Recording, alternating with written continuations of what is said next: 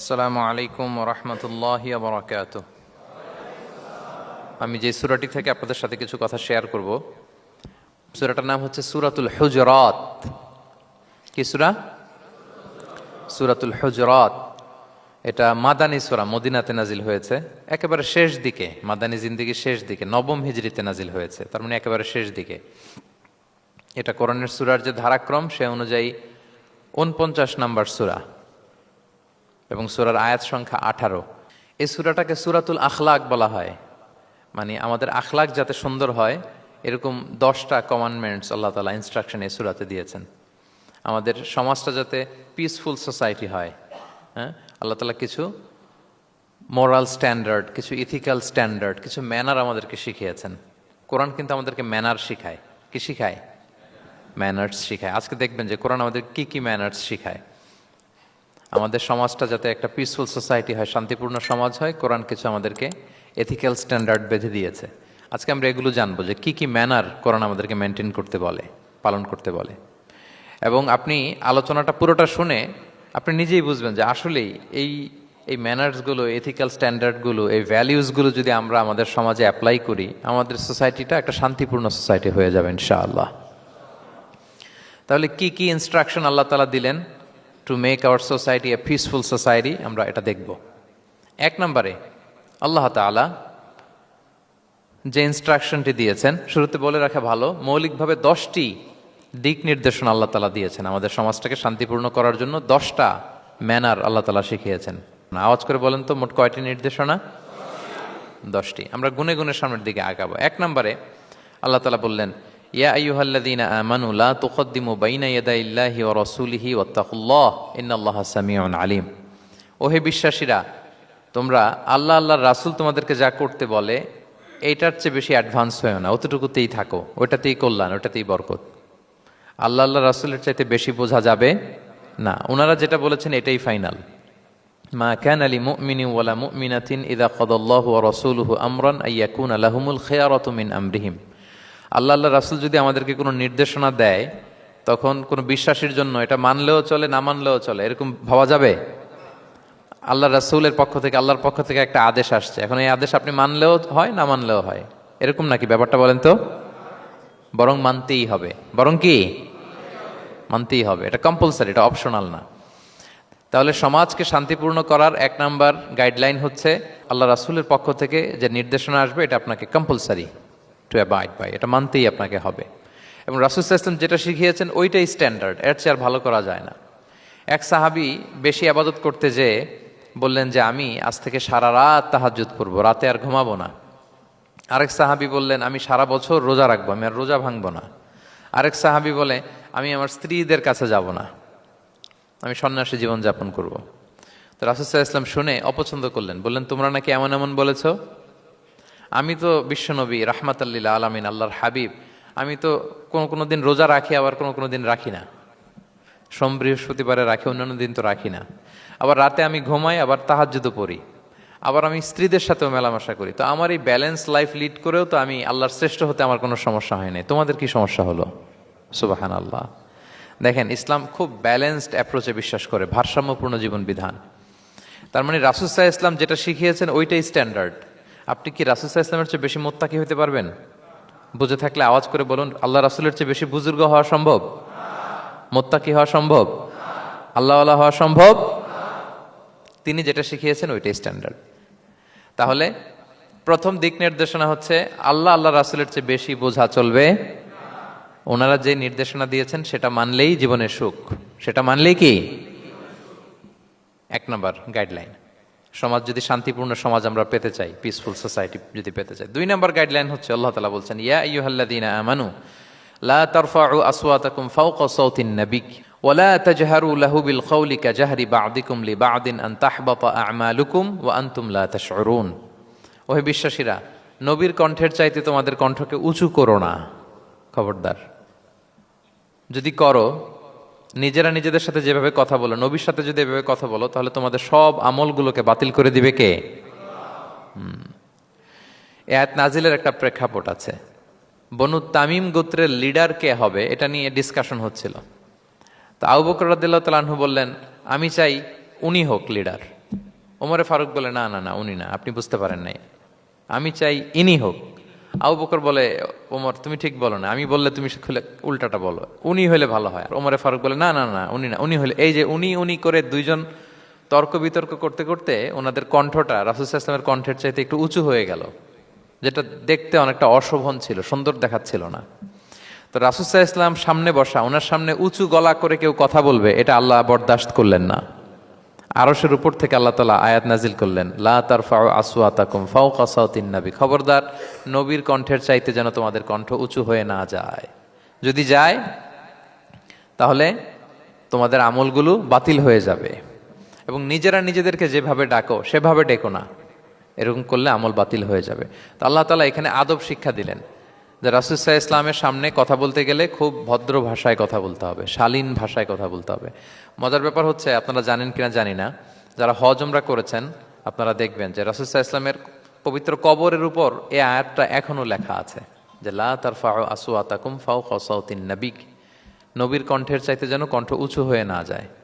এজন্য দেখবেন যে যারা রাসূল সাল্লাল্লাহু আলাইহি ওয়াসাল্লামের কবর জিয়ারত করতে যায়, ওনারা কবরের সামনে যে ধৈর্য ধারণ করতে পারে না, বুক ফেটে কান্না আসে যে আজীবন যে নবীর কথা শুনলাম, যে নবীর হাদিস শুনলাম, যে নবীকে আমি এত ভালোবাসি, যে নবী আমার জন্য সুপারিশ করবেন, যে নবী আমাকে হাউজে কাউসারের পানি দিবেন, সেই নবী এখানে শুয়ে আছে। এটা ভাবতেই মুমিন হৃদয়ে বাঁধ ভাঙা কান্নার জোয়ার আসে, হাউমাউ করে কাঁদতে ইচ্ছে করে, কিন্তু ওখানে আওয়াজ করা যায় না, কারণ ওখানে লেখা লা তারফাউ আসওয়াতাকুম ফাওকা সাওতিন নবী, নবীর দরবারে বড় গলায় আওয়াজ করে কোনো শব্দ উচ্চারণ করা যাবে না। খুব ভদ্র বিনম্র চিত্তে রাসূল সাল্লাল্লাহু আলাইহি ওয়াসাল্লামের রওজার সামনে দাঁড়িয়ে আমরা সালাম পাঠ করি। তো এই নিয়মটা শুধু যে রাসূল সাল্লাল্লাহু আলাইহি ওয়াসাল্লামের জন্যই খাস তা নয়, আমাদের আব্বা আম্মা, আমাদের শিক্ষক, মুরব্বী, আধ্যাত্মিক নেতা, ধর্মীয় গুরু, ইসলামী আন্দোলনের বড় লিডার, এরকম যে কারো সামনে বড় গলায় উঁচু গলায় আওয়াজ করে কথা বলা যাবে না, বরং সেখানে ভদ্রতা, এটিকেটস, নম্রতা, এটা বজায় রাখতে হবে। এটা বুঝতে পেরেছেন? হ্যাঁ। পাশাপাশি রাসূল সাল্লাল্লাহু আলাইহি ওয়াসাল্লাম একবার দুপুরবেলায় ওনার ঘরে শুয়েছিলেন। সূরার নাম হচ্ছে সূরাতুল হুজুরাত, মনে আছে তো আপনাদের? সূরার নাম কি? হ্যাঁ, হুজুরাত মানে হচ্ছে কম্পার্টমেন্ট বা অ্যাপার্টমেন্ট, যেখানে মানুষ থাকে আর কি। রাসূল সাল্লাল্লাহু আলাইহি ওয়াসাল্লাম এরকম 9টা হুজরাখানা ছিল। আপনার বাংলাদেশে ইমাম সাহেবের হুজরাখানা এই শব্দটার সাথে পরিচিত না সবাই? এই হুজরাখানা থেকে এই আল হুজরাত, রাসূল সাল্লাল্লাহু আলাইহি ওয়াসাল্লামের 9 জন স্ত্রী এই 9টা হুজরাতে থাকতেন, এবং এগুলো মসজিদে নববীর সাথে অ্যাটাচ করা ছিল। দুপুরে খেয়ে রাসূল সাল্লাল্লাহু আলাইহি ওয়াসাল্লাম কাইলুলা করছেন, বিশ্রাম নিচ্ছেন। হঠাৎ কিছু বেদুইন লোক, যাদের মধ্যে সভ্যতার ছোঁয়া লাগেনি, তারা এসে রাসূল সাল্লাল্লাহু আলাইহি ওয়াসাল্লামকে ডাকতে আরম্ভ করলো, ইয়া মুহাম্মদ উখরুজ ইলাইনা, ইয়া মুহাম্মদ উখরুজ, এই মুহাম্মদ বেরো বেরো, কথা আছে, এই মুহাম্মদ বেরো বেরো।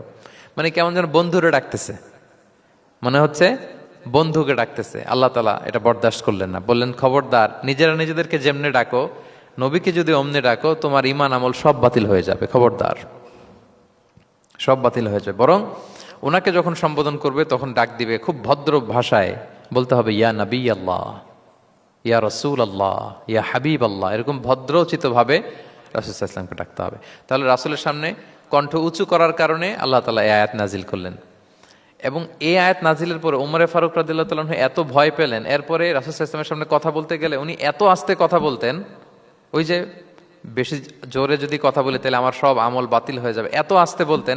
রাসূল সাল্লাল্লাহু আলাইহি ওয়াসাল্লাম জিজ্ঞেস করা লাগতো, ওমর কি বললে, আবার বলো তো, একটু জোরে বলো ওমর, আরেকটু জোরে বলো, আরেকটু জোরে বলো। সুবহানাল্লাহ। মানে এত মিন মিন করে, এত ক্ষীণ ক্ষীণ শব্দে ওমর ফারুক কথা বলতে লাগলেন যে রাসূল সাল্লাল্লাহু আলাইহি ওয়াসাল্লামের বুঝতে কষ্ট হচ্ছিল কথা। তখন তিনি বলতেন, ওমর আরেকটু জোরে বলো না, কি বললে বুঝলাম না, আরেকটু জোরে বলো। ওনারা এতটা ভয় পেয়েছিলেন এই আয়াত নাজিল হওয়ার পরে। তাহলে 2 নাম্বার ইনস্ট্রাকশন হচ্ছে, মুরব্বী, শিক্ষক, ওস্তাজ, ধর্মীয় গুরু, আধ্যাত্মিক নেতা, ইসলামী আন্দোলনের বড় নেতা, এরকম রেসপেক্টেড কারো সামনে উচ্চবাচ্য করে কথা বলা উচিত না। এটা আদবের খেলাফ, শিষ্টাচারের খেলাফ। আর আমরা বলেছি এই সূরাটা আমাদের শিষ্টাচার নিয়ে কথা বলে, সামাজিক রীতিনীতি, শিষ্টাচার, এটিকেটস নিয়ে কথা বলে। তাহলে এই যে 2টা ইনস্ট্রাকশন গেল। 3 নাম্বার ইনস্ট্রাকশন হচ্ছে আল্লাহ তাআলা বললেন, ইয়া আইয়ুহাল্লাযীনা আমানু, ওহে বিশ্বাসীরা, ইন জাআকুম ফাসিকুম বিনাবাইন ফাতাবায়ানু, কোনো পাপাচারী যদি কোনো নিউজ নিয়ে আসে, বিশ্বাস করার আগে নিউজটা যাচাই করে নিও। আন তুসিবু কওমান বিজাহালাতিন ফাতুসবিহু আলা মা ফাআলতুম নাদিমিন, যদি তোমরা বিশ্বাস করে ফেলো তাহলে কোনো কমের উপর হয়তো এমন ডিসিশন নিয়ে নিতে পারো যে ডিসিশনের কারণে পরে তোমাদেরকে পস্তাতে হবে। তাহলে 3 নাম্বার ইনস্ট্রাকশন হচ্ছে নিউজ একটা শুনলেই বিশ্বাস করা যাবে, এটাকে ভেরিফাই করতে হবে। কি করতে হবে? You have to verify and cross check the authenticity of the news. নিউজটা সঠিক কিনা আপনাকে ক্রস চেক করতে হবে, শুনলেই বিশ্বাস করা যাবে না। এটা বর্তমান সময়ের সাথে অনেক বেশি প্রাসঙ্গিক। এত হোক্স নিউজ এখন, এত এত রুমার্স, এত ফেক নিউজ সোশ্যাল মিডিয়াগুলোতে, ইভেন মেইন স্ট্রিম মিডিয়াও যা প্রচার করে সবই যে আপনি বিশ্বাস করতে পারবেন তাও না, ওইটাও একটু ক্রস চেক করে নিতে হবে। এদেরও কিছু প্রোপাগান্ডা থাকে আবার, হ্যাঁ, এরাও নিউজকে এমনভাবে অনেক সময় করে তাদের সুবিধার্থে। সো আপনার চোখ কান খোলা রেখে অনেকগুলো নিউজ একসাথে মিলিয়ে তারপরে বিশ্বাস করতে হবে। কিন্তু আমাদের সরল মনা অনেক ভাইদের যেটা হয়, ফেসবুকে একটা কিছু দেখে আমরা মনে করি যেটা সঠিক, ফলে কি করি? শেয়ার দিয়ে ফেলি। কি করি? শেয়ার দেই। আবার আপনার বন্ধুরা শেয়ার দেয়, ফলে মুহূর্তে একটা রুমর, একটা গুজব ছড়িয়ে পড়ে সমাজে, কিন্তু আদতে এটার সাথে কোনো মিলই নাই বাস্তবতার। এরকম হয় কি হয় না বলেন তো? দেখেন ইসলাম কত সুন্দর একটা নিউজকে ভেরিফাই করার জন্য আমাদেরকে নির্দেশ দিয়েছে। ফাতাবাইয়ানু মানে ক্রস চেক করো। কোনো সংবাদ আসলেই চিলে কান নিয়ে গেছে শুনলে চিলের পিছনে দৌড় দিবেন নাকি? না, আগে প্রথমে কি করবেন? এটা দেখে নিতে হবে যে আসলে কি কান নিয়ে গেল না রয়ে গেল। এই আয়াত নাজিলের একটা প্রেক্ষাপট আছে, সেটা কি? 5ম হিজরিতে বনুল মুস্তালিকের যুদ্ধে যখন আল্লাহ হাবিব ইসলাম জয়লাভ করলেন, বনুল মুস্তালিকের সবাই মুসলিম হলো। রাসূল ইসলাম তাদেরকে দিনের দাওয়াত শিখিয়ে বললেন, বছর শেষে তোমাদেরকে জাকাত পে করতে হবে, আর জাকাতের এই টাকা নেয়ার জন্য আমি একজনকে পাঠাবো বছর শেষে। তো বছর শেষে তিনি বনুল মুস্তালিকের যে লিডার হারিস ইবনে মিরারের কাছে আল ওয়ালিদ ইবনে উকবা নামে জাকাতের কালেক্টর এক সাহাবীকে তিনি পাঠালেন যে যাও তুমি যে জাকাত নিয়ে আসো। তো উনি গেলেন, উনি আসবেন শুনে বনুল মুস্তালিকের সবাই পল্লী থেকে বের হয়ে মরুভূমির মাঝখানে তলোয়ার টলোয়ার নিয়ে, ঘোড়া টোরা নিয়ে তাকে ওয়েলকামিং রিসেপশনের জন্য, রেড কার্পেট রিসেপশনের জন্য সবাই দাঁড়ায় আছে যে নবীর সাহাবী আসবে, জাকাত কালেক্ট করতে, আমরা জাকাত দিব। এখন ওই সাহাবী যখন গেলেন, সবাইকে এরকম ঘোড়া তলোয়ার এরকম সাজসজ্জা নিয়ে দাঁড়ায় থাকার কারণে উনি ভয় পেয়ে গেলেন। উনি ভাবছে আমাদের মনে হত্যা করার জন্য দাঁড়ায় আছে। উনি আর এটা ঠিকঠাক না জেনে অ্যাবাউট টার্ন ফিরে গেলেন মদিনায়, যে বলে ইয়া রাসূলুল্লাহ, বনুল মুস্তালিক তো সব মোরতাদ হয়ে গেছে, এরা তো আর মুসলিম, এরা তো আমাকে মারার জন্য সব দাঁড়ায় আছে। আসলে বলেন তো কথাটা কি সত্য না মিথ্যা? একেবারে মিথ্যা। রাসূল সাল্লাল্লাহু আলাইহি ওয়াসাল্লাম এই কথা শুনেই বিশ্বাস করলেন সরল মনে। বিশ্বাস করেই খালিদ ইবনে ওয়ালিদ রাদিয়াল্লাহু তাআলা আনহুকে বললেন, অ্যাটাক বনুল মুস্তালিক, বনুল মুস্তালিকে অভিযান পরিচালনা করো। সাথে সাথে আল্লাহ বললেন, নবী রাখেন, আস্তে অ্যাটাক করেন, একটু থামেন নবী, একটু রাখেন। আপনি যার কাছ থেকে শুনেছেন সে মিথ্যা বলেছে, অসত্য কথা বলেছে, আসলে ঘটনা এমন নয়। আজকে তার কথার উপর বেস করে আপনি যে খালিদ ইবনে ওয়ালিদকে অভিযান পরিচালনা করতে বললেন, সে যে যদি অ্যাটাক করে কয়েকজনকে হত্যাও করে ফেলতো, এই যে রক্তপাত হতো, ব্লাডশেড, এটার দায় কিন্তু আপনি এড়াতে পারতেন, কারণ আপনি আদেশ দানকারী। আল্লাহ রাসূল সাল্লাল্লাহু আলাইহি ওয়াসাল্লামকে থামালেন আল্লাহ তাআলা আয়াত নাজিল করে যে আপনি ক্রস চেক করেন। পরে রাসূল সাল্লাল্লাহু আলাইহি ওয়াসাল্লাম ক্রস চেক করে লোক পাঠিয়ে জানলেন যে না, এমন কিছুই নয়, তারা কেউ মোরতাদ হয় নাই, সবাই তারা মুসলিমই আছে, তারা ওয়েলকামের জন্য আসছিল, উনি ভাবছে যে ওনাকে হত্যা করার জন্য দাঁড়ায় আছে। তাহলে চিন্তা করছেন যুগে যুগে এই সমস্যা আছে না নাই বলেন? রাসূল সাল্লাল্লাহু আলাইহি ওয়াসাল্লামের জীবনীতে এই ঘটনা ঘটিয়ে আমাদের চোখে আঙ্গুল দিয়ে আল্লাহ তাআলা বুঝাতে চাইলেন যে কোনো নিউজ আসলেই এটা ভেরিফাই না করে বিশ্বাস করা যাবে না। যত মেইন স্ট্রিম মিডিয়া হোক, ওটা শুনলে আপনি আরো কয়েকটা, আরো আপনার সোর্স থেকে আপনি একটু জানবেন, এরপরে আপনি বিশ্বাস করবেন। নাকি বিশ্বাস না করে শেয়ার দিবেন? দিবেন? আপনি কি জানেন যে একটা কথা শুনেই ক্রস চেক না করে অ্যাকশনে যাওয়াতে কত পরিবার ভেঙে যায়, কত সম্পর্ক ভেঙে যায়? আমাদের মধ্যে প্রবণতা আছে। আপনার ছেলের ব্যাপারে একজন একটা কথা বললো, এসে ছেলের মারপিট, জিজ্ঞেসও করেন না এটা। আপনার মেয়ের ব্যাপারে একজন এসে একটা বাজে কথা বলছে, এসেই আপনি মেয়ের সাথে খারাপ আচরণ। আপনার ওয়াইফের ব্যাপারে একজন বললো আর কি যে ভাই আপনি এখানে, ভাবিকে তো দেখলাম ওইখানে আরেকজনের সাথে, আপনি এসেই আপনার স্ত্রীর উপর চড়াও অথবা গায়ে হাত তুললেন। তো হতে পারে যে ওই ভদ্রলোক অন্য কোনো মহিলাকে দেখেছে যে দেখতে আপনার স্ত্রীর মতো, এরকম হতে পারে কি পারে না বলেন? তো এই যে আপনি ক্রস চেক না করে, ভেরিফাই না করে যে অ্যাকশনে গেলেন, এতে সমস্যা হবে না সমাজে? পরিবার ভাঙে, সমাজে সম্পর্ক নষ্ট হয়, কলহ বাঁধে। এই জন্য আল্লাহ তাআলা বলেন যে সোসাইটিটাকে যদি পিসফুল করতে চাও, ইযা জাআকুম ফাসিকুম বিনাবাইন ফাতাবায়ানু, নিউজ আসলেই বিশ্বাস করো না, you have to cross check, you have to justify and you have to verify the news. মনে থাকবে? তাহলে আজকে থেকে ফেসবুকে একটা পেলে আমরা কি করব? শেয়ার দিয়ে দিব। কি শেয়ার দিবেন না? কি করব? যাচাই বাছাই করব, ক্রস চেক করব। এখন অবশ্য ক্রস চেক করার জন্য কিছু কিছু প্ল্যাটফর্ম বেরিয়েছে, তারা অবশ্য যেগুলো খুব বেশি ছড়িয়ে পড়ে নিউজ, সেগুলো যদি ভুল হয় তারা ক্রস চেক করে তারা সামাজিক সচেতনতা তৈরি করে। তো আমরা প্রত্যেকেই দায়িত্বশীল হলে এই গুজবগুলো স্প্রেড করা থেকে আমরা বিরত থাকতে পারি। নিউজ শুনলেই আমরা এখন বিশ্বাস করব না, আগে ক্রস চেক করে নেব, তা না হলে আমরা বিপদে পড়তে পারি। কি বলেন? এমন কোনো কাজ করে ফেলতে পারি যেটার কারণে পরে লজ্জিত হব। তো আমরা আগে থেকেই সাবধান হয়ে যাই।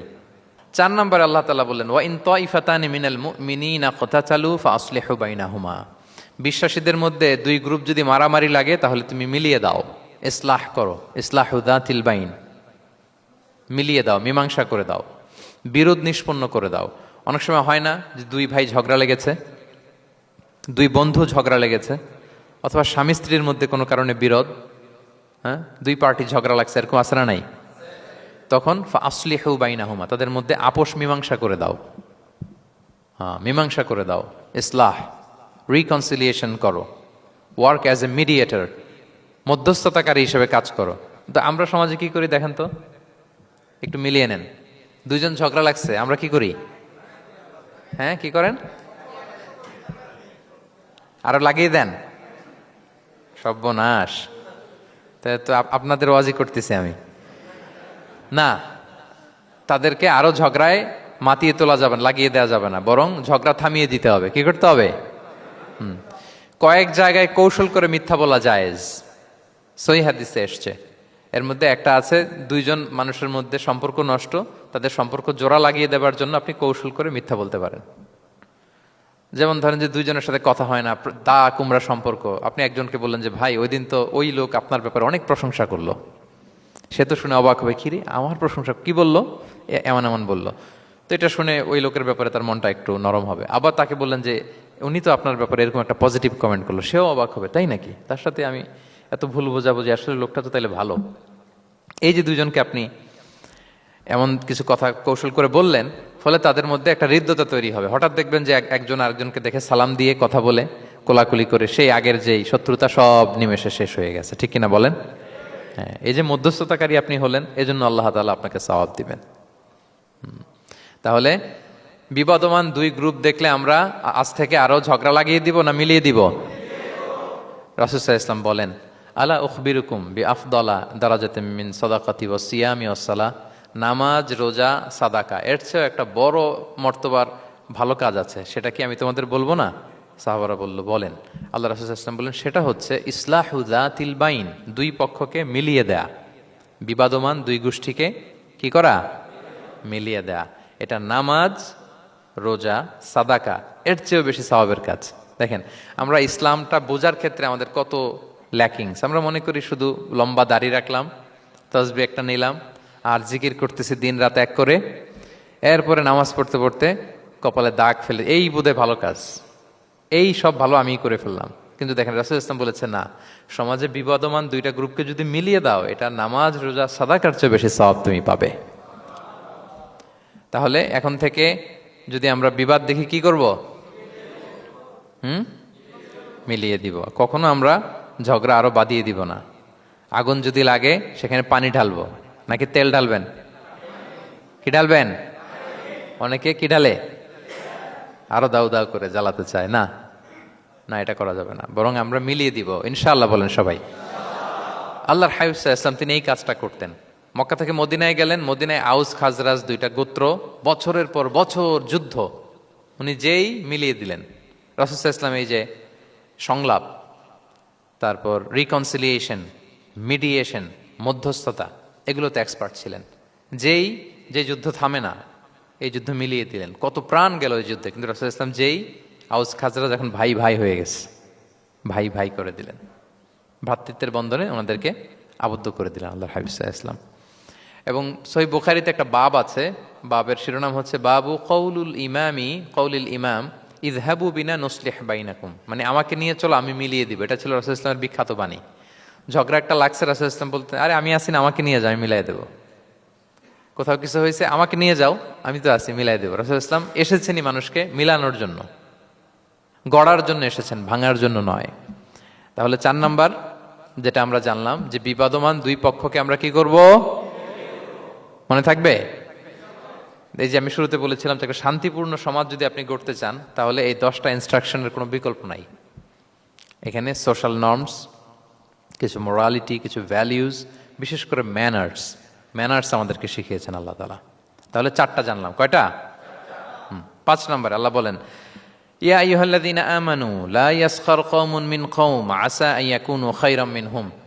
ওহে বিশ্বাসীরা, তোমরা একে অপরকে তুচ্ছ তাচ্ছিল্য করো না, হাসি ঠাট্টা করো না, কাউকে সুখরিয়া মানে কাউকে তুচ্ছ করা, কাউকে নিয়ে ব্যঙ্গ করা, হাসি তামাশা করা, এটা করো না, এটা কবিরা গুনাহ।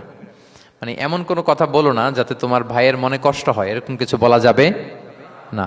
আমরা অনেক সময় এটা করে ফেলি, এমন কথা বলি যেটাতে আরেক ভাই বা আরেক বোন কষ্ট পায়। আমরা খুব সিম্পলি বলি, কিন্তু এটা কবিরা গুনাহ। এটা কি? বিশেষ করে তার আকৃতি নিয়ে আপনি কিছু বলতে পারবেন না, এটা বড় কবিরা গুনাহ। এটাকে বডি শেমিং বলে। কি বলে? বডি শেমিং হারাম। কারণ বডি স্ট্রাকচার, এটা কি আমার ইচ্ছে মতো হয়েছে না আল্লাহ বানাইছে? আচ্ছা, আপনি যে এত সুন্দর ফর্সা, কে বানালো? হ্যাঁ, আবার আরেকজন যে একটু শ্যামবর্ণের, তাকে কে বানালো? আপনি লম্বা, কে বানালো? কেউ খর্বাকৃতির, খাটো, তাকে কে বানালো? তাহলে আপনি আকৃতি নিয়ে তাকে যদি ঠাট্টা করেন, আসলে কি ঠাট্টা কি তাকে করা হলো নাকি আল্লাহকে? কারণ আসল ডিজাইনারটা কে? হুয়াল্লাযী ইউসাউবিরুকুম ফিল আরহামি কাইফা ইয়াশা। আল্লাহ তাআলা তোমাদেরকে যেমন চেয়েছেন ঠিক তেমন মাতৃগর্ভে তোমাদেরকে ডিজাইন করেছেন, তোমাদের আকৃতি দিয়েছেন। এজন্য কারো আকৃতি নিয়ে অবজ্ঞা করা, তুচ্ছ করা, হেয় করা, এটা প্রকারান্তরে আল্লাহকে অবজ্ঞা করার সমান। দ্য ক্রিয়েটর, যিনি স্রষ্টা, তাকে আপনি অবজ্ঞা করেছেন, ঠিক কিনা বলেন? তাহলে এখন কারো আকৃতি নিয়ে কিছু বলবেন? আমরা বাংলাদেশে এরকম বলি না? বেশি মোটা হলে তাকে একটা নাম দিয়ে ফেলি। হ্যাঁ, কি বলি? কি বলেন? মোটু। তারপর কেউ চিকন হলে তাকে একটা নাম দিয়ে ফেলি, চিকন আলী। এরপর ধরেন যে কারো হয়তো নাক ছোট, চোখ ছোট, তাকে চাকমা বলে আমাদের এলাকায়। হ্যাঁ, নাক ছোট, চাকমা। তো এটা হইলো? তো সে কি নিজে তার নাককে এরকম বানাইছে? এরকম নানা ধরনের আকৃতির অনেক কিছু হতে পারে। এই যে বডি শেমিং, এটা হারাম। এটা কি? এবং জরিপে এসেছে অনেক বাচ্চারা স্কুলে যেতে চায় না তার দেহের বিভিন্ন আকৃতি নিয়ে, তার বন্ধুরা তাকে টিস করার কারণে। খুব মোটা সে, তাকে নিয়ে তার ফ্রেন্ডরা এমন কথা বলে, সে আর স্কুলে যাওয়ার প্রতি আগ্রহ ফিরে পায় না। তো এটা কত বড় সামাজিক সমস্যা আপনি খেয়াল করেছেন? হ্যাঁ, কখনো কারো আকৃতি নিয়ে কোনো কমেন্টস করা যাবে? কারণ আকৃতিটা দিয়েছে কে? এটা খবরদার, এটা বড় কবিরা গুনাহ। আব্দুল্লাহ ইবনে মাসউদ রাদিয়াল্লাহু তাআলা আনহু, এই সাহাবী, ওনার পা দুইটা ছিল চিকন চিকন পা। উনি একবার আরাক গাছের চূড়ায় উঠেছেন, মেসোয়াকের ডাল ভেঙে মেসোয়াক করবেন। বাতাসের ঝাপটা, ওনার লুঙ্গিটা একটু সরে গিয়েছে, পা দুইটা দেখা গিয়েছে। তো এত চিকন পা দেখে সাহাবারা সবাই হাসতেছে নিচে। রাসূল ইসলাম বললেন, ব্যাপার কি, তোমরা হাসো কেন? বলে যে ইবনে মাসউদের পা গুলো দেখে দেখেনি রাসূল কত চিকন পা, হাসতেছে। রাসূল ইসলাম রাগান্বিত হলেন, বললেন, ওই সত্তার শপথ যার হাতে আমার আত্মা, ওই আল্লাহর কসম করে আমি বলি, লাহুমা আফকালু ফিল মিজান মিন উহুদ। এই পা দুটো মিজানের পাল্লায় রাখা হলে কিয়ামতের দিন উহুদ পাহাড়ের চেয়ে বেশি ভারী হয়ে যাবে। তার মানে এত সম্মান ইবনে মাসউদের, সম্মান আল্লাহর কাছে, কল্পনা করেন, উহুদ পাহাড়ের চেয়ে বেশি ভারী হয়ে যাবে। কিন্তু আমরা অনেক সময় এই মানুষের আকৃতি নিয়ে তুচ্ছ-তাচ্ছিল্য করি। রাসূল সাল্লাল্লাহু আলাইহি ওয়াসাল্লামের একজন স্ত্রী ছিল, নাম সফিয়া। কি নাম? সফিয়া বিনতে হুয়াই ইবনুল আখতাব। উনি আকৃতিতে কিছুটা খাটো ছিলেন এবং একটু স্থূলাকৃতির ছিলেন। তো এটাকে একটু ইঙ্গিত করে আম্মাজান আয়েশা রাদিয়াল্লাহু তাআলা আনহা একবার একটা শব্দ ব্যবহার করেছেন, মানে শব্দ দিয়ে কৌশলে বুঝিয়েছেন, তানি কসিরা, মানে আপনার সেই খাটো স্ত্রী সফিয়া। নারীদের মধ্যে এটা থাকে স্বাভাবিক, মানবীয় কারণে। একাধিক স্ত্রী হলে মানবীয় কারণে একটু জেলাসি বা একটু কিছু বিষয় থাকে, এটা থেকে মানুষ বেরোতে পারে না, এবং সেটা নবীদের স্ত্রীরাও সেটা থেকে বেরোয়া সম্ভব ছিল না। তো কথা বলতে বলতে এমন একটা শব্দ বললেন যেটা দিয়ে সাফিয়া রাদিয়াল্লাহু তাআলা আনহাকে বুঝালেন যে আপনার অমুক স্ত্রী, মানে তিনি আকৃতিতে কিছুটা খাটো এবং কিছুটা স্থূলাকৃতির। এই শব্দটা রাসূলুল্লাহ সাল্লাল্লাহু আলাইহি ওয়াসাল্লাম পছন্দ করলেন না। বললেন, আয়েশা এটা তুমি কি বললে? আয়েশা তুমি কি জানো, লাকুত কুলতি কালিমা, তুমি এমন একটা শব্দ বলেছো সফিয়ার ব্যাপারে, লাউ মুজিজাত বিমা ইল বাহরি লা মাজহাজাতহু, এই শব্দটা যদি নীল সাগরে ছেড়ে দেয়া হয় তাহলে এই শব্দের পঙ্কিলতার কারণে নীল সাগরের পানি মুহূর্তেই কালো হয়ে যাবে। আর এরকম শব্দ যেন আমি না শুনি। আমাদের আয়েশা রাদিয়াল্লাহু আনহা সচেতন হয়ে গেলেন, আর কখনো এরকম বলেননি। দেখেন রাসূলুল্লাহ ইসলাম কখনো এই বডি শেমিংকে স্পেস দিতেন না, কখনো না। আমরা এগুলোকে ছোট মনে করি, কিন্তু যাকে আপনি বলেন সে অনেক কষ্ট পায় মনে, সে খুব মনে কষ্ট পায়, এজন্য এটা বলা যাবে না, খবরদার। রাসূলুল্লাহ সাল্লাল্লাহু আলাইহি ওয়াসাল্লাম বলেন, ইন্নাল আবদা লা ইয়াতাকাল্লামু বিল কালিমাতি মা ইয়াতাবায়্যানু ফিহা ইয়াজিল্লু বিহা ফিন্নার। মানুষ অনেক সময় মুখ ফসকে এমন কমেন্ট করে ফেলে অন্যের ব্যাপারে, এটা দিয়ে সে মাঝে মাঝে জাহান্নামী হয়ে যায়, কিন্তু সে ভাবেই নাই এই শব্দে আমাকে জাহান্নামে ঢুকাবে। কারণ এই মুখ দিয়ে যা বেরোয় এটা বলতে অনেক সাবধানে। রাসূলুল্লাহ ইসলাম বলেছেন, দুইটা অঙ্গের গ্যারান্টি যদি কেউ আমাকে দেয় আমি তাকে জান্নাতের গ্যারান্টি দেই। মাইয়াদমান লি মা বাইনা লিহিয়াইহি ওয়া মা বাইনা রিজলাইহি আদমান লাহুল জান্নাহ। দুই অঙ্গের গ্যারান্টি যে দেয় তাকে আমি জান্নাতের গ্যারান্টি দেই। এক হচ্ছে দুই চোয়ালের মাঝখানে যা আছে, মানে জিহ্বা, এই জিহ্বার গ্যারান্টি যদি দেয়। আরেকটা হচ্ছে দুই পায়ের মাঝখানে যা আছে, মানে মানুষের প্রাইভেট। এই দুইটা অঙ্গের গ্যারান্টি যদি কেউ দেয় যে এই দুই অঙ্গ দিয়ে আমি কোনো পাপ কাজ সংগঠিত করব না, বিশ্বনবী সাল্লাল্লাহু আলাইহি ওয়াসাল্লাম বলেন আমি আমার ওই উম্মতকে জান্নাতের গ্যারান্টি দেই। তাহলে তুচ্ছ তাচ্ছিল্য ঠাট্টা বিদ্রুপ করা যাবে না। 6 নম্বরে, ওয়ালা তালমিজু আনফুসাকুম, তোমরা অন্যের বদনাম করে বেরিও না। লামজ আসছে লুমাজা থেকে, ওয়াইলুল লিকুল্লি হুমাজাতিল লুমাজা, যে প্রকাশ্যে অন্যের বদনাম করে বেড়ায়, অন্যের দোষ খুঁজে বেড়ায়। একদল লোক আছে দেখবেন শুধু অন্যের দোষ খোঁজে, নিজের দিকে আঙ্গুল যায় না। কিন্তু এইভাবে আরেকজনের দিকে আঙ্গুল দিলে যে 3টা আঙ্গুল নিজের দিকে যায় এটা আবার ভুলে যায়। কাউকে যদি আমি এরকম করি, আমার দিকে কয় আঙ্গুল বলেন? এই 3টা কার দিকে? আর আরেকজনের দিকে 1 আঙ্গুল। তো কাউকে কিছু বলার আগে 3বার নিজেরটা ভাববেন যে নিজে কি করেন। ওয়ালা তালমিজু, অন্যের বদনাম করো না, প্রকাশ্যে অন্যের দোষ খোঁজো না। সবচেয়ে বুদ্ধিমান সে যে নিজের দোষ খোঁজে, নিজের সমালোচনা যে করতে পারে সেই সর্বাপেক্ষা বুদ্ধিমান। কিন্তু আমরা একদল আছি শুধু সমালোচনা, ওর এই সমস্যা, ওর এইটা, ওর মানে তার দায়িত্ব হচ্ছে সবার সমস্যা বের করা। এরকম দায়িত্বপ্রাপ্ত কিছু লোক আছে না নাই? সবাই না, এগুলো থেকে আমাদের বেরিয়ে আসতে হবে। অন্যের দোষ খোঁজা বাদ দিতে হবে, দোষ খুঁজলে নিজের দোষ খুঁজতে হবে। আমরা আত্মসমালোচনা করবো। খেয়াল রাখবেন, সবচেয়ে ভালো হচ্ছে আত্মসমালোচনা। সবচেয়ে ভালো কি? তারপরে মোটামুটি ভালো হচ্ছে আলোচনা, আর সবচেয়ে খারাপ হচ্ছে সমালোচনা। কিন্তু আমরা সবচেয়ে করি বেশি কোনটা? এটা চেঞ্জ করতে হবে, আত্মসমালোচনা বাড়াইতে হবে। আমি প্রায় একটা কথা বলি, small people talk about people, average people talk about things, great people talk about ideas. ছোট মনের মানুষ যারা, এরা মানুষ নিয়ে কথা বলে, এর এই সমস্যা ওর। মাঝারি ধরনের যারা, এরা বিভিন্ন বিষয় নিয়ে, ঘটনা নিয়ে কথা বলে। গ্রেট মাইন্ড যারা, এরা আইডিয়া নিয়ে কথা বলে, যে এই আইডিয়া ইমপ্লিমেন্ট করলে সমাজের এটা সমাধান হবে, এই আইডিয়া জেনারেট করতে পারলে এইটা কাজ হবে। তো এখন বলেন, আপনি কি ছোট মনের মানুষ হবেন না বড় মনের? অন্যের দোষ খুঁজবো, আর তাহলে কারটা খুঁজবো? ইনশাল্লাহ বলেন সবাই। কটা গেল? 7 নাম্বার, ওয়ালা তানাবাজু বিল আলকাব, কাউকে মন্দ উপনামে ডেকো না। মন্দ উপনামে ডেকো না, মানে কাউকে একটা বিশেষ নাম দিও না, তার নামটা সুন্দরভাবে ডাকো। নাম বিকৃতি করা কবিরা গুনাহ। নাম, আপনি বলুন হুজুর এটা একটা কথা হইলো, নাম বিকৃতি করছি তো কি হয়েছে? এটা আপনার কাছে সমস্যা নাই।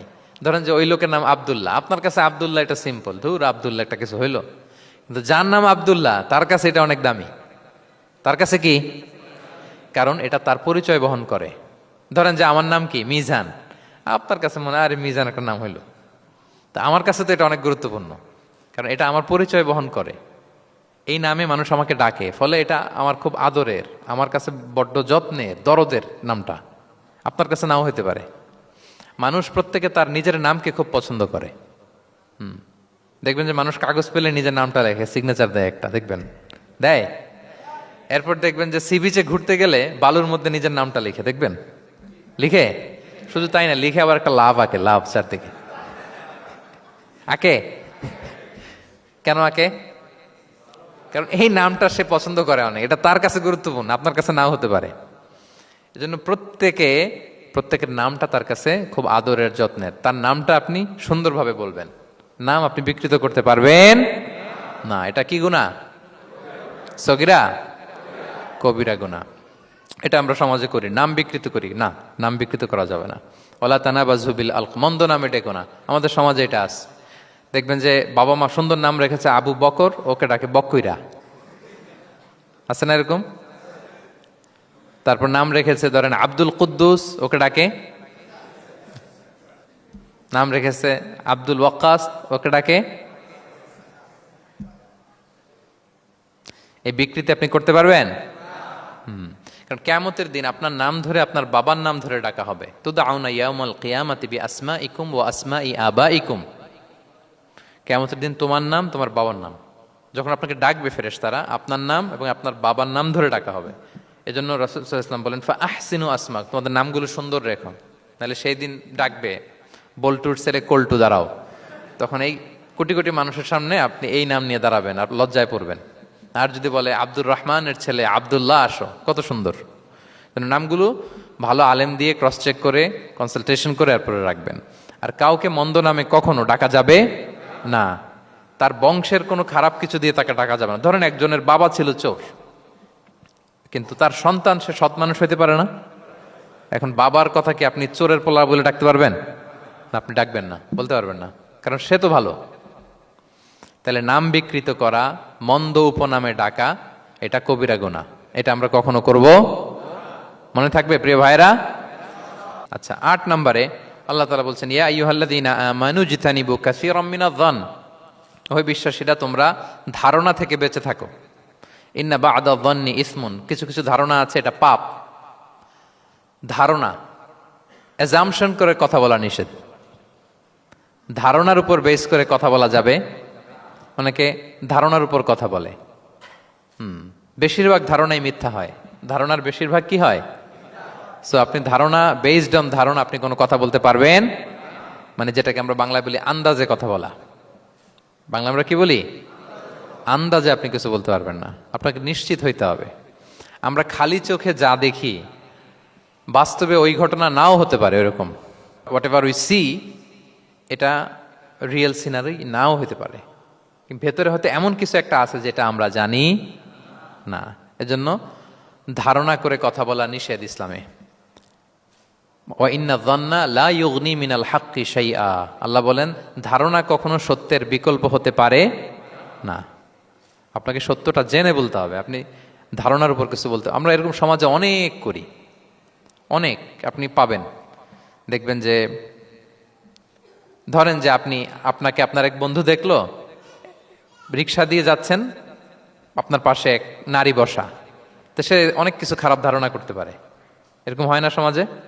এমন হতে পারে যে আপনি আপনার ছোট বোনকে নিয়ে বেরিয়েছেন, হতে পারে না? কিন্তু আপনি তো একটা ধারণা করে ফেললেন অন্য কিছু। বা আপনার ভাগ্নিকে নিয়ে বের হয়েছেন, আপনার আপন খালাকে নিয়ে বেরিয়েছেন কোনো কাজে, ডাক্তারের কাছে, বা কিছু একটা হতে পারে।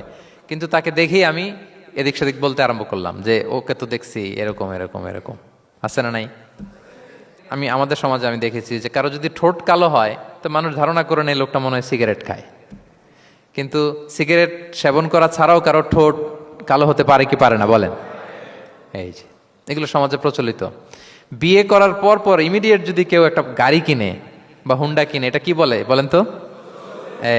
এই বোধহয় শ্বশুর বাড়ি থেকে যৌতুক নিয়ে আসছে। দেখছেন, এরকম ভুরি ভুরি আপনি সমাজে পাবেন যে আন্দাজে, ধারণার উপরে আমরা অনেক কথা বলে ফেলি, কিন্তু নিশ্চিত না হয়ে আপনি কোনো কমেন্টসে যেতে পারবেন না। এটা একেবারে নিষেধ। 9 নম্বরে আল্লাহ বললেন, ওয়ালা তাজাসসু, গোয়েন্দাগিরি করো না, স্পাইগিরি করো না, অন্যের ব্যক্তিগত বিষয় নিয়ে খোটাখুটি করো না। এরকম স্বভাব আমাদের অনেকের আছে না নাই? অনেকে দেখবেন যে অনেকের প্রাইভেট বিষয় নিয়ে খোঁচাখুচি করতে সে বড্ড মজা পায়। আছে এরকম? এটা হারাম। আওয়াজ করে বলুন, এটা কি? ওয়ালা তাজাসসু, গোয়েন্দাগিরি করো না। Everyone has personal space and no one should interfere someone's personal space. কেউ কারো পার্সোনাল স্পেসে ইন্টারফেয়ার করা যাবে না। প্রত্যেকের একটা প্রাইভেট এরিয়া আছে, প্রাইভেসি আছে। দেখেন ইসলাম প্রাইভেসিকে কত গুরুত্ব দেয়, প্রত্যেকের প্রাইভেসিকে ইসলাম কত গুরুত্ব দেয়। কারো প্রাইভেসির মধ্যে ইন্টারফেয়ার করা এটা ইসলাম পছন্দ করে না। এজন্য খবরদার, কারো ব্যক্তিগত কোনো ইস্যু নিয়ে আমরা নাক গলাতে পারবো না। কারো মোবাইল ধরে মোবাইলের গ্যালারি চেক করা, কারো ইনবক্স চেক করা, কাউকে না বলে কারো চিঠি পড়ে ফেলা, উকি মারা, আড়ি পাতা, এগুলো হারাম। এগুলো কি? এরকম সব আমাদের আছে না নাই? আড়ি পেতে শুনতে চাই, উকি মারি, তারপর সে কি করে দেখি তার প্রাইভেট মুহূর্তে, তারপর তার মোবাইল চেক করি, তার গ্যালারি চেক করি, তার ইনবক্স চেক করি। এই দায়িত্ব ইসলাম আমাদেরকে দেয়। এমনকি ইসলামী রাষ্ট্রও যদি হয়, ইসলামী রাষ্ট্রের জন্য এটা দায়িত্ব না যে প্রত্যেকে ব্যক্তিগত তার বেডরুমে তার প্রাইভেট লাইফে কি করে এটা দেখা, ইটস নট হিজ বিজনেস। ইসলামী রাষ্ট্র মানুষকে ন্যায়, কল্যাণের পথ, সুন্দর জীবন পরিচালনার জন্য উৎসাহিত করবে, কিন্তু প্রত্যেকে প্রাইভেট লাইফে কি করে ওইটা সিসি ক্যামেরা লাগিয়ে দেখা, এটা কারো দায়িত্বের মধ্যে পড়ে না। এটা একেবারে নিষেধ। এটাকে বলে তাজাসসুস, গোয়েন্দাগিরি করা। বরং ইসলাম কি উৎসাহিত করে জানেন? অন্যের দোষ দেখলে এটাকে গোপন রাখতে উৎসাহিত করে। গোপন রাখবেন। মান সাতারা আইবান সাতারাহুল্লাহু ইয়াউমাল কিয়ামা। কেউ যদি তার ভাইয়ের দোষ গোপন রাখে, কিয়ামতের দিন আল্লাহ তার দোষ গোপন রাখবে। ওমান কাশাফা আওরাতা আখি, বিষ্ণু বলেন, কিন্তু কেউ যদি তার ভাইয়ের কোনো গোপন জিনিস প্রকাশ করে দেয়, কাশাফাল্লাহু আওরাতাহু, আল্লাহ তার সব গোপন জিনিস প্রকাশ করে দিবে। বলেন আমাদের প্রত্যেকেরই গোপন জিনিস আছে না নাই? এখন আমাদের সব ভুল, সব গোপনীয়তা যদি প্রকাশ হয়ে যায় কি হবে তখন? আল্লাহ নিজে দায়িত্ব নিচ্ছে যে তুমি যদি তোমার ভাইয়ের কিছু ফাঁস করো, তোমার হাড়ি আমি হাটে ভাঙবো। হাটে হাড়ি ভাঙবো তোমার আমি, তখন দেখা যাবে। আমাদের অনেকের এই মানসিকতা আছে, অন্যের প্রাইভেট বিষয় নিয়ে কখনো আপনি নাক গলাতে পারবেন না। কারো প্রাইভেসিতে আপনি ইন্টারফেয়ার করবেন না, কারো প্রাইভেট স্পেসে আপনি ইন্টারফেয়ার করবেন না। এটা খুব বাজে একটা স্বভাব, এটা ইসলাম হারাম করে দিয়েছে। আমাদের অনেকের মধ্যে আছে খুঁটে খুঁটে, ভাই এটা কি, ওইটা কি করছেন, সরকারি চাকরি না প্রাইভেট চাকরি, বেতন কত, বয়স কত, ওইটা কত, ওইটা কত, হাবি যাবি, এটা তার, ইটস নট হিজ বিজনেস। তারপরে মানুষ খুঁচিয়ে খুঁচিয়ে, নিঃসন্তান দম্পতি আমি দেখেছি, তাদেরকে পেলে অনেকে, ভাই কি সমস্যা, কয় বছর হইল, বাচ্চা নিচ্ছেন না কেন, কবে হবে, কার সমস্যা, আপনার সমস্যা না ভাবির সমস্যা, বেটা তোর কি সমস্যা এটা বল। একজন নিঃসন্তান দম্পতি তারা কি স্ট্রাগলের মধ্য দিয়ে যায় আপনি জানেন? এটা তার জন্য পরীক্ষা। ওই পরীক্ষার মধ্যে আপনি খুঁচিয়ে খুঁচিয়ে, মানে সে kind of he is a gynaecologist, সে আপনার ইয়ে করতেছে, ট্রিটমেন্ট দিচ্ছে, ভাই কি হয়েছে, এইটা ওইটা, তাদেরকে বিব্রত করে একটা পরিস্থিতিতে ফেলা, এম্বারাসিং একটা সিচুয়েশনে ফেলা, এটা হারাম। এই ম্যানারগুলো ইসলাম আমাদেরকে ধরে ধরে শেখায় যে এটা তোমার বিজনেস না, তুমি খুঁচিয়ে খুঁচিয়ে মানুষের ব্যক্তিগত বিষয় যেটাতে সে বিব্রত বোধ করে, এগুলো তুমি জিজ্ঞেস করতে পারো না। আল্লাহ বলেছেন খবরদার, ওলা তাজাসসু, ওলা তাজাসসু, গোয়েন্দাগিরি করো না, কারো ব্যক্তিগত বিষয় না। অনেকের এটাতে খুব ইন্টারেস্ট, কার স্ক্যান্ডাল বেরোইছে, প্রায় দেখবেন যে এরকম দেখা যায়, অমুক নেতার স্ক্যান্ডাল ফাঁস, অমুক নায়কের স্ক্যান্ডাল ফাঁস। তোমার স্ক্যান্ডাল কবে ফাঁস হবে এটা বলো? নিজের চরকায় তেল দিতে হবে, আরেকজনের কি হলো, তার কি ভুল আছে, দোষ ত্রুটি আছে, ওগুলো খুঁজে দেখার জন্য আল্লাহ আমাকে দুনিয়ায় পাঠায়। তাহলে আমরা যেন কারো প্রাইভেসি হ্যাম্পার না করি প্রিয় ভাইরা, এটা ইসলাম আমাদেরকে উৎসাহিত করে, নির্দেশনা দেয় যে আমরা কারো প্রাইভেট কোনো ইস্যু নিয়ে নাক গলাবো না, ব্যক্তিগত বিষয়ে নাক গলাবো না, কারো দোষ দেখলে এটা আমি গোপন রাখবো। কি করব? আনলেস ইউ আর এ জাজ, আপনি বিচারক, আপনার কাছে আসছে, তখন আপনি বিচার করবেন। কিন্তু এমনি এমনি আপনি জাজমেন্টাল হতে পারবেন না। You can not jump to the conclusion, একটা কিছু আন্দাজে বলে ফেলতে পারবেন না। এই দায়িত্ব আপনাকে দেয়া হয়নি। ইসলামে ব্যভিচারের মতো কোনো বিষয় দেখলেও আপনি বলতে পারবেন না।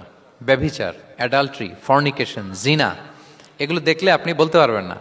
বললে 4 জন নিয়ে বলতে হবে একসাথে।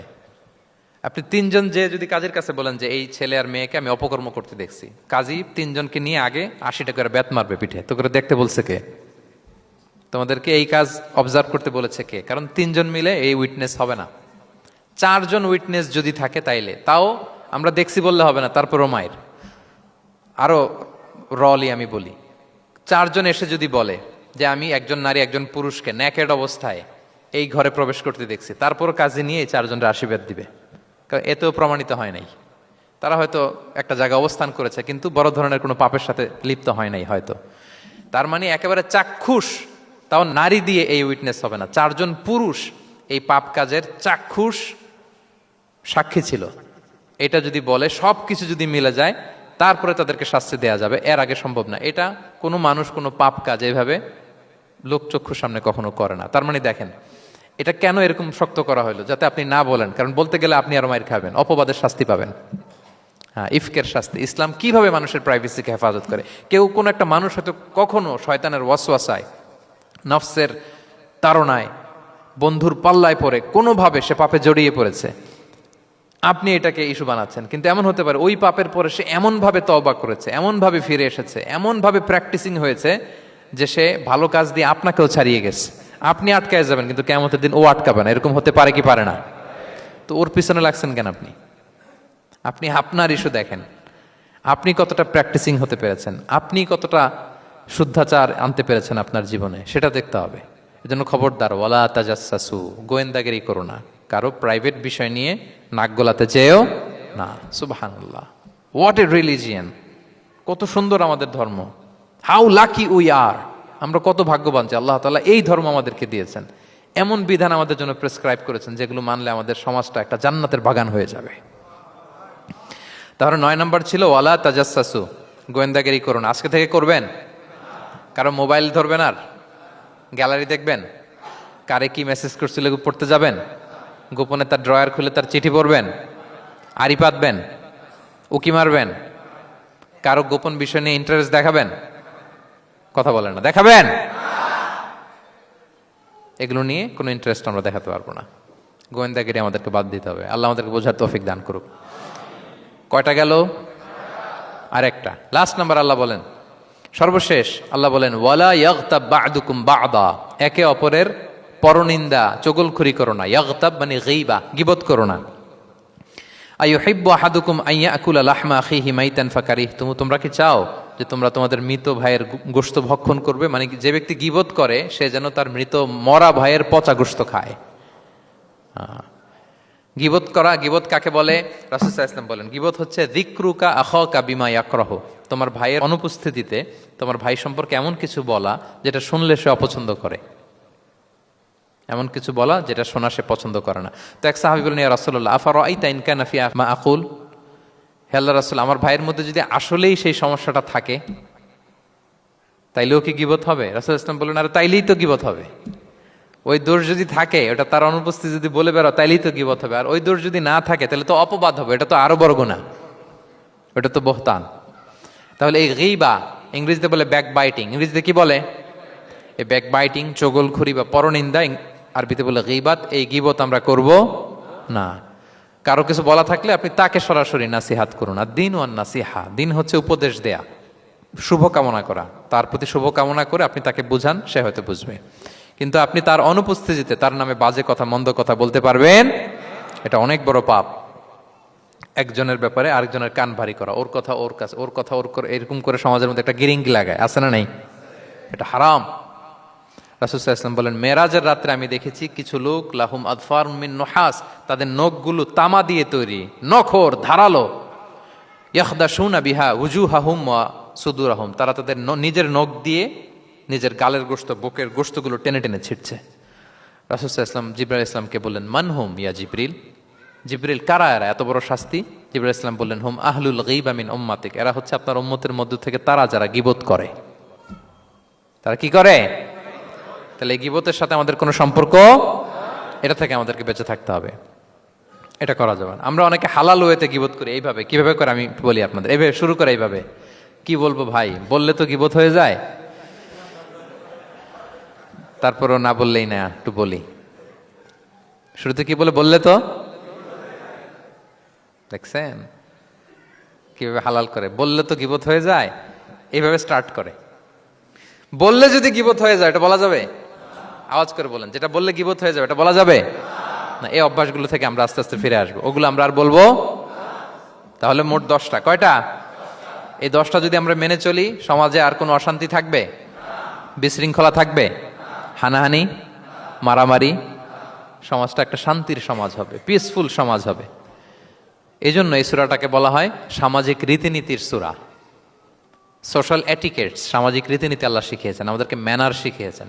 আজকে বাড়িতে যে সূরাতুল হুজরাতটা পড়বেন, যাদের কাছে আমার এক নজরে কোরআন আছে আগে ওইটা থেকে দেখবেন, এরপর কোনো তাফসির থেকে বঙ্গানুবাদ থেকে বঙ্গানুবাদ দেখবেন, তাফসির পড়বেন, দেখবেন যে ক্লিয়ার হয়ে যাবে। এরপর নিজেই আপনার ফ্যামিলিকে নিয়ে আপনি তালিম দিবেন এই সূরাটার উপর। পারা যাবে তো? দেখবেন যে সমাজটা শান্তিপূর্ণ হয়ে যাবে। আল্লাহ তাআলা আমাদের সমাজকে শান্তিপূর্ণ করুক, আমাদের পরিবারগুলোকে জান্নাতি পরিবার করুক।